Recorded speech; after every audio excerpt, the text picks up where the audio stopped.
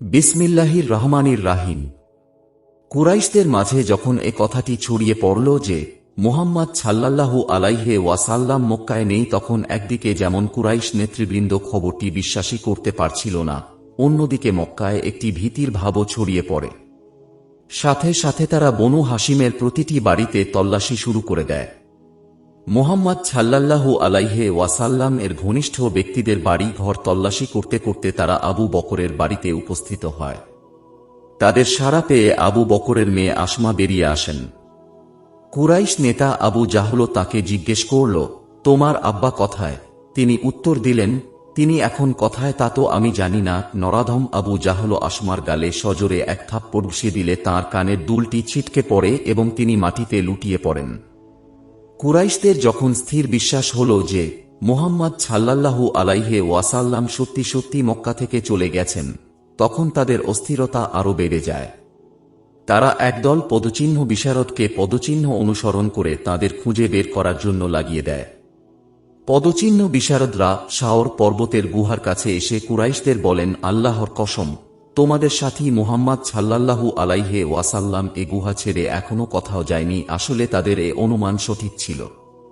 মুহাম্মদ সাল্লাল্লাহু আলাইহি ওয়াসাল্লাম ও তাঁর সাথী আবু বকর তখনও সেই গুহার মধ্যে, আর কুরাইশরা তাদের মাথার ওপরে। এমনকি হযরত আবু বকর সিদ্দিক রাদিয়াল্লাহু আনহু গুহার ওপরের দিকে তাদের মাথার ওপর বিচরণকারী কুরাইশদের পাও দেখতে পাচ্ছিলেন। তাঁর চোখ দুটি পানিতে ঝাপসা হয়ে গেল। ভালোবাসা, দরদ ও ভৎসনা মিশ্রিত দৃষ্টিতে রাসূলুল্লাহ সাল্লাল্লাহু আলাইহি ওয়াসাল্লাম তাঁর দিকে তাকালেন। ফিস ফিস করে আবু বকর বললেন, ইয়া রাসূলুল্লাহ, আল্লাহর কসম, আমার নিজের জানের ভয়ে নয়, আপনার প্রতি তাদের কোনো দুর্ব্যবহার আমাকে দেখতে হয়, এ ভয়ে আমি কাঁদছি। তাকে আশ্বস্ত করে রাসূল সাল্লাল্লাহু আলাইহি ওয়াসাল্লাম বললেন, আবু বকর, দুশ্চিন্তা করো না, আল্লাহ আমাদের সাথে আছেন। আল্লাহ তাআলা আবু বকরের অন্তরে প্রশান্তি দান করলেন। তবে তিনি বারবার মাথার ওপর চলাচলরত কুরাইশদের পায়ের দিকে তাকাতে লাগলেন। একসময় তিনি রাসূল সাল্লাল্লাহু আলাইহি ওয়াসাল্লামকে বললেন, ইয়া রাসূলুল্লাহ, তাদের কেউ তার দু পায়ের পাতার দিকে তাকালেই আমাদের দেখে ফেলবে।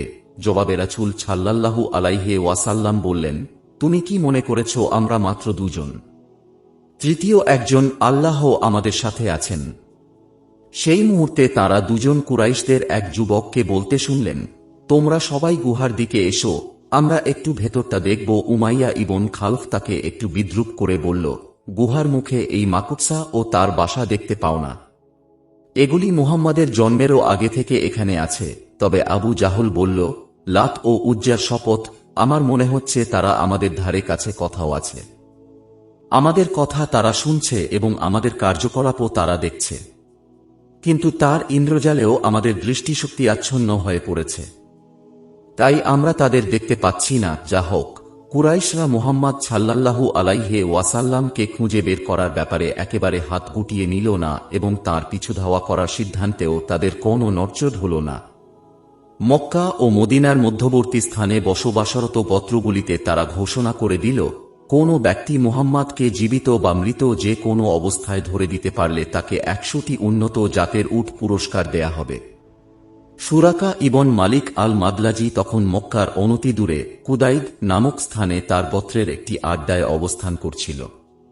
এমন সময় কুরাইশদের একজন দূত সেখানে উপস্থিত হয়ে মুহাম্মদ সাল্লাল্লাহু আলাইহি ওয়াসাল্লামকে জীবিত বা মৃত অবস্থায় ধরে দেয়ার ব্যাপারে কুরাইশদের ঘোষিত পুরস্কারের কথা প্রচার করল। 100 উটের কথা শুনে সুরাকার মধ্যে লালসার আগুন দাউ দাউ করে জ্বলে উঠল। কিন্তু অন্যের মধ্যেও এ লালসা সঞ্চার হতে পারে, এ ভয়ে সে কোনো কথা না বলে নিজেকে সামলে নিল। সুরাকা আড্ডা থেকে ওঠার আগেই সেখানে তার গোত্রের অন্য একটি লোক এসে বলল, আল্লাহর শপথ, আমার পাশ দিয়ে এখনো 3 জন লোক চলে গেল। আমার ধারণা তারা মুহাম্মদ, আবু বকর ও তাদের গাইডি হবে। সুরাকা বলল, না, তা না, তারা হচ্ছে অমুক গোত্রের লোক। তাদের উট হারিয়ে গেছে, তাই তারা তালাশ করছে। তা হতে পারে। এ কথা বলে লোকটি চুপ করে গেল। আড্ডা থেকে সঙ্গে সঙ্গে উঠে গেলে অন্যদের মনে সন্দেহ হতে পারে, এ কারণে সে আরও কিছুক্ষণ সেখানে বসে থাকল। আড্ডায় উপস্থিত লোকেরা অন্য প্রসঙ্গে আলোচনায় লিপ্ত হলে এক সুযোগে সে চুপে চুপে বেরিয়ে গেল। আড্ডা থেকে বেরিয়েই সে বাড়ির দিকে গেল।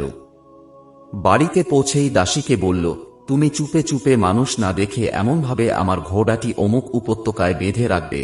আর দাসকে বলল, তুমি অস্ত্রশস্ত্র নিয়ে বাড়ির পিছন দিক থেকে এমনভাবে বেরিয়ে যাবে যেন কেউ না দেখে এবং ঘোড়ার আশেপাশে কোনো এক স্থানে রেখে দেবে।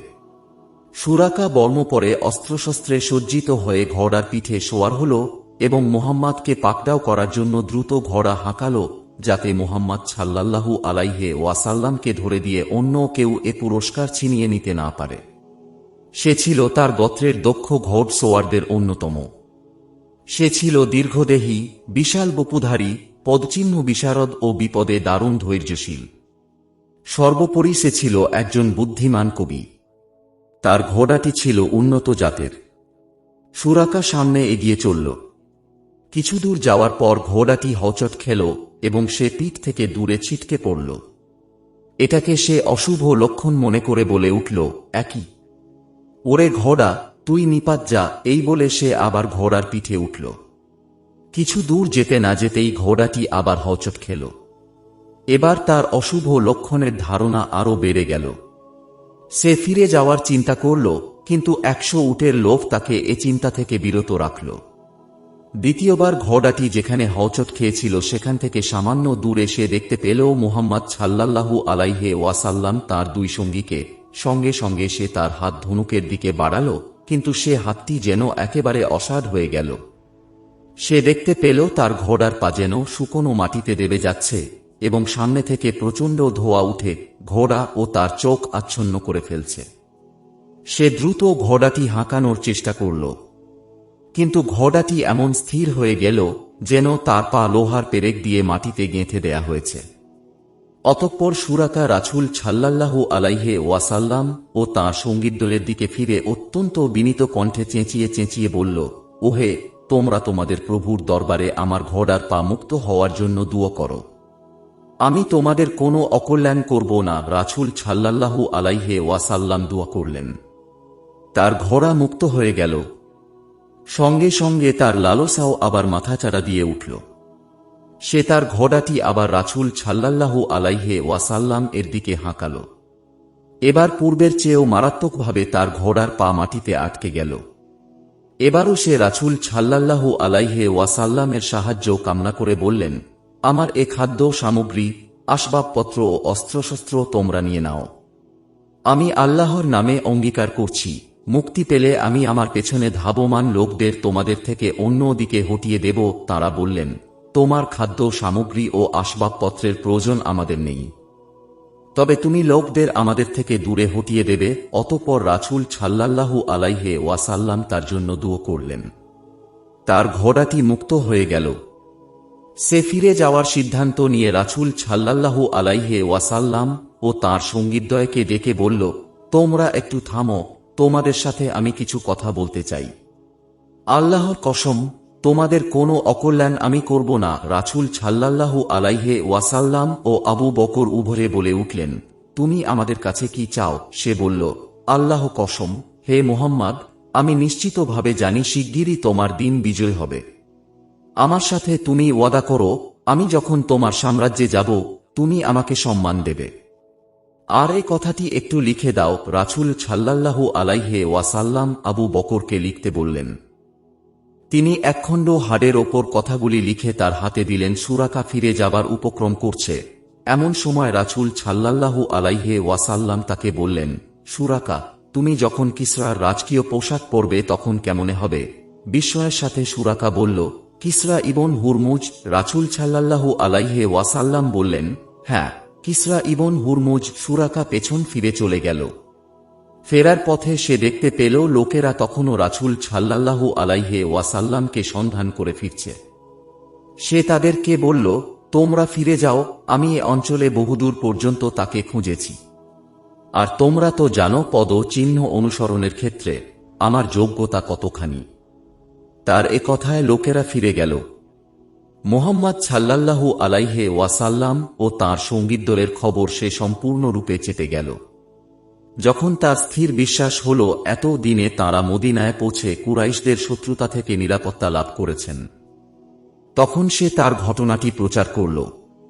রাসূলুল্লাহ সাল্লাল্লাহু আলাইহি ওয়াসাল্লামের সঙ্গে সুরাকার ভূমিকা ও আচরণের খবর যখন আবু জাহলের কানে গেল, সে তার ভীরুতা ও সুযোগের সদ্ব্যবহার না করার জন্য ভীষণ তিরস্কার করল। উত্তরে সে তার স্বরচিত দুটি শ্লোক আবৃত্তি করল।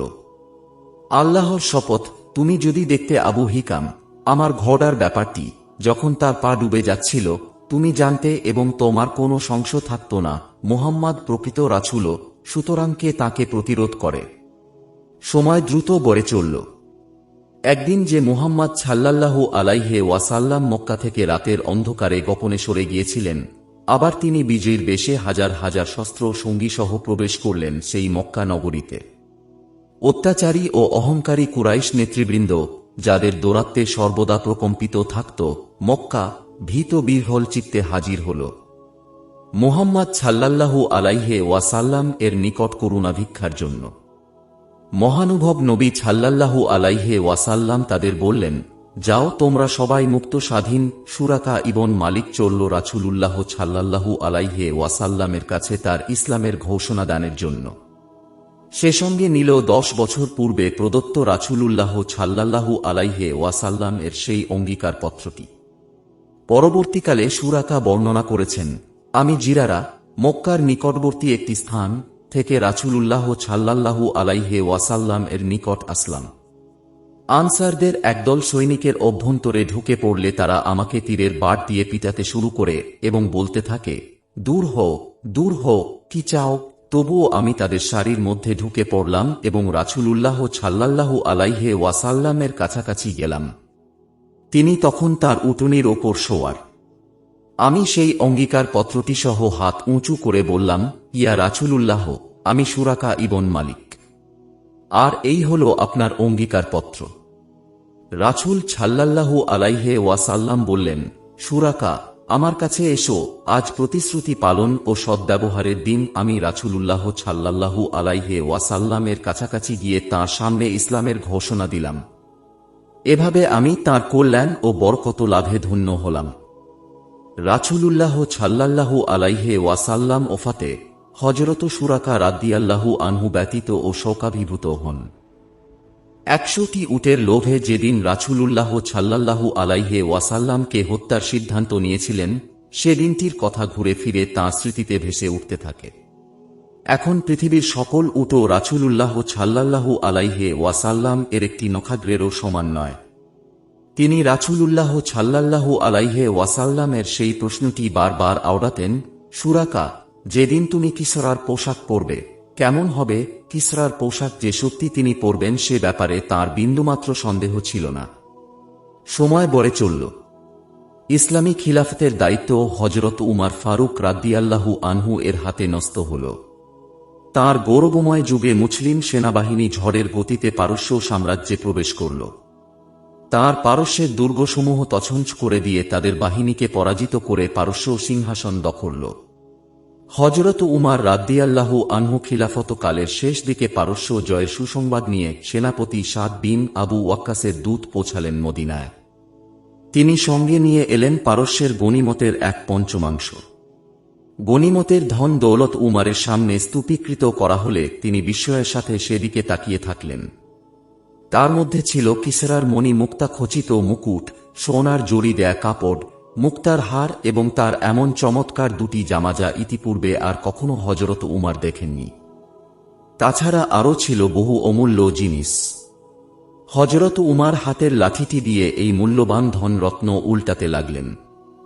তারপর চারপাশে উপস্থিত লোকদের দিকে তাকিয়ে বললেন, যারা এসব জিনিস থেকে হাত গুটিয়ে নিয়ে জমা দিয়েছে, নিশ্চয় তারা অত্যন্ত বিশ্বাসভাজন। হযরত আলী রাদিয়াল্লাহু আনহু তিনি তখন সেখানেই উপস্থিত ছিলেন। বলেন, আমিরুল মুমিনিন, আপনি বিশ্বাস ভঙ্গ করেননি, আপনার প্রজারাও ভঙ্গ করেনি। আপনি যদি অন্যায়ভাবে খেতেন তাহলে তারা খেত। অতঃপর হযরত উমার রাদিয়াল্লাহু আনহু সুরাকা ইবন মালিককে ডেকে নিজ হাতে তাঁকে কিসরার জামা, পাজামা, জুতো ও অন্যান্য পোশাক পরালেন। তাঁর কাঁধে ঝুলালেন কিসরার তরবারি কোমরে বাঁধলেন বেল্ট, মাথায় রাখলেন মুকুট এবং তার হাতে পরালেন বালা। কতই না চমৎকার! হযরত উমার রাদিয়াল্লাহু আনহু সুরাকাকে পরাচ্ছেন কিসরার পোশাক, আর এদিকে মুসলমানদের মুহুর্মুহু তাকবীর ধ্বনিতে মদিনার আকাশ বাতাস মুখরিত হয়ে উঠছে। কিসরার পোশাক পরা শেষ হলে সুরাকার দিকে ফিরে হযরত উমার রাদিয়াল্লাহু আনহু বললেন, শাবাশ শাবাশ, মুদলাজ গোত্রের খুদে এক বেদুইনের মাথায় শোভা পাচ্ছে। শাহানশাহ কিসরার মুকুট এবং হাত বালা। তারপর তিনি আসমানের দিকে তাকিয়ে বললেন, হে আল্লাহ, এ সম্পদ তুমি রাসূলুল্লাহ সাল্লাল্লাহু আলাইহি ওয়াসাল্লামকে দাওনি, অথচ তিনি ছিলেন তোমার কাছে আমার থেকে অধিক প্রিয় সম্মানিত। তুমি দাওনি এ সম্পদ আবু বকরকেও, তিনিও ছিলেন তোমার নিকট আমার থেকেও অধিকতর প্রিয় মর্যাদাবান, আর তা দান করেছ আমাকে পরীক্ষার জন্য। আমি তোমার কাছে আশ্রয় চাই। অতঃপর তিনি সূরা মুমিনুনের নিম্নোক্ত আয়াত দুটি পাঠ করলেন।